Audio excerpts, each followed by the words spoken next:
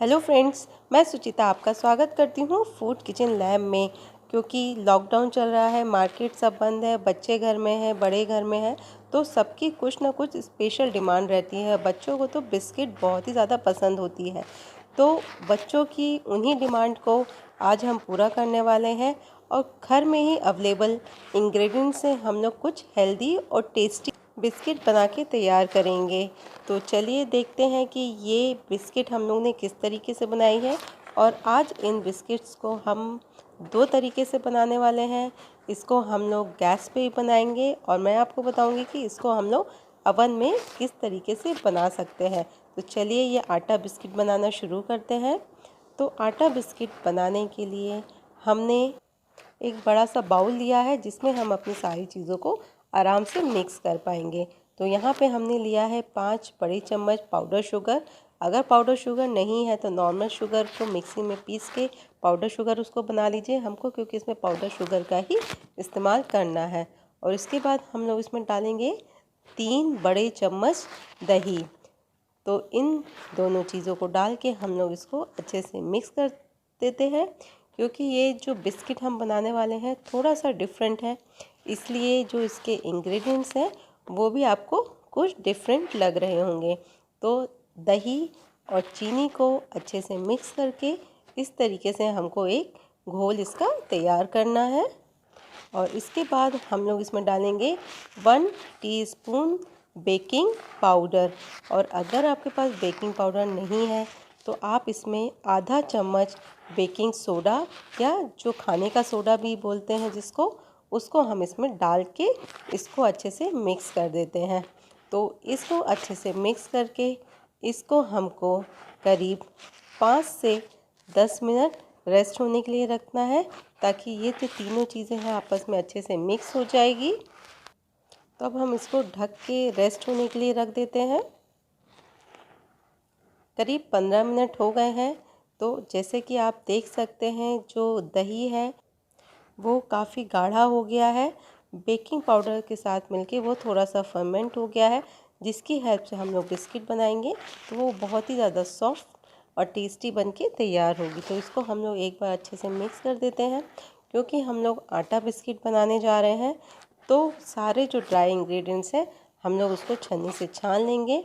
तो एक छन्नी में हम लोग यहाँ पे लेंगे लगभग 2 कप आटा।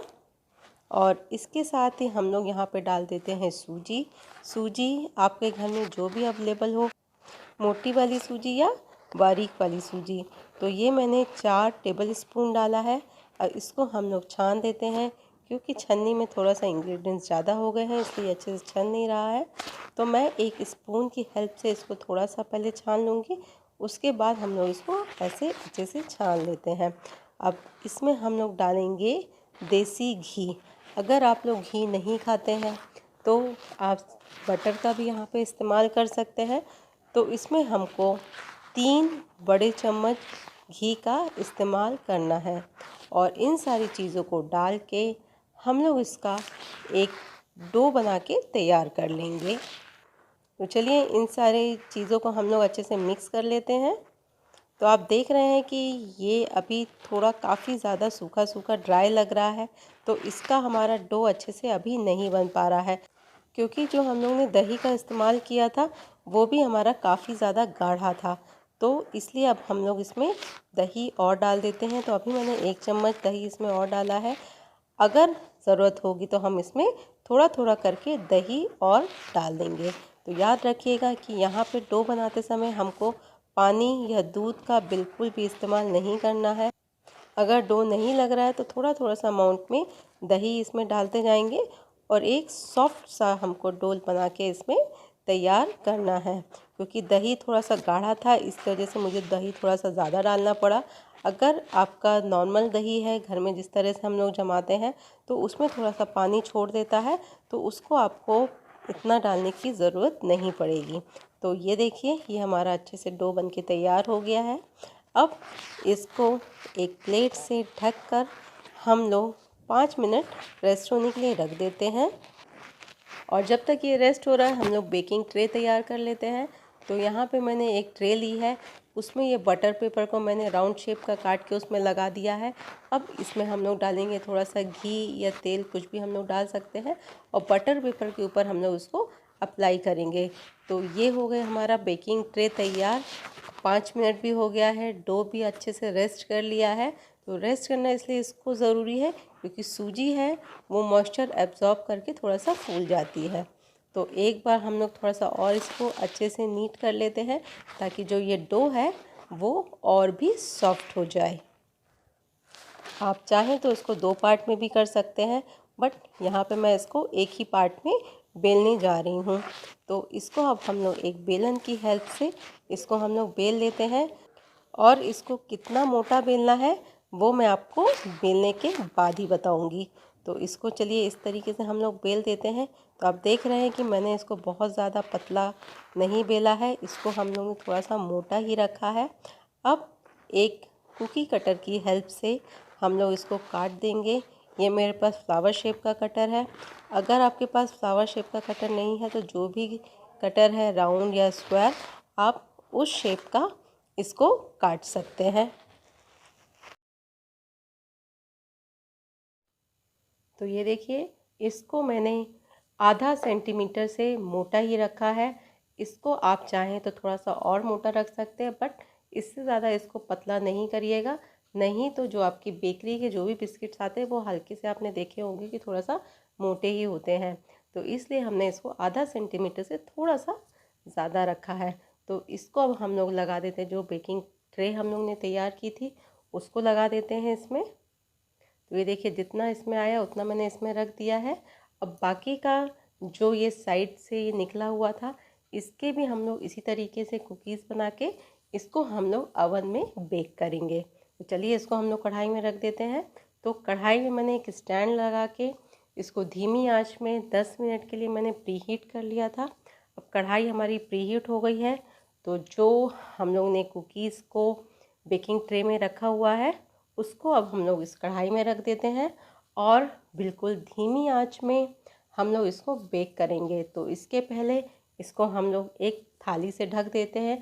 थाली थोड़ा सा ध्यान से लीजिएगा, जो कढ़ाई को पूरा कवर करे। तो इसको बेक होने में कम से कम 30 से 35 मिनट का टाइम लगेगा।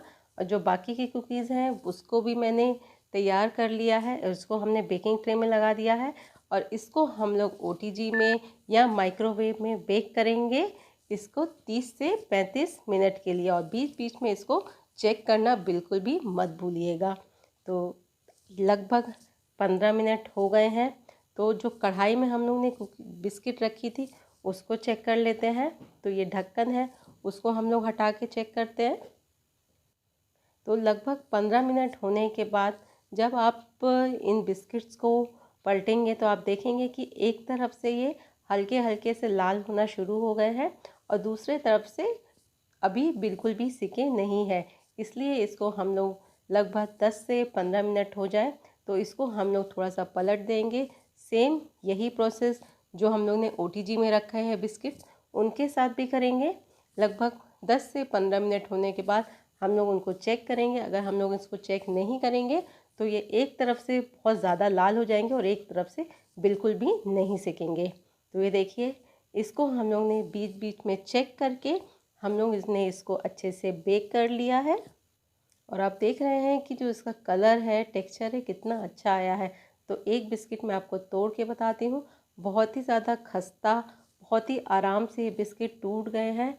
तो ये है ना थोड़े से अलग डिफरेंट तरीके के बिस्किट, और ये बहुत ही हेल्दी भी हैं क्योंकि हम लोग ने इसको आटे से बनाया है और जो भी घर में अवेलेबल सामान है उनकी हेल्प से बनाया है। तो इस बिस्किट को आप लोग अपने घर में ज़रूर ट्राई करिएगा।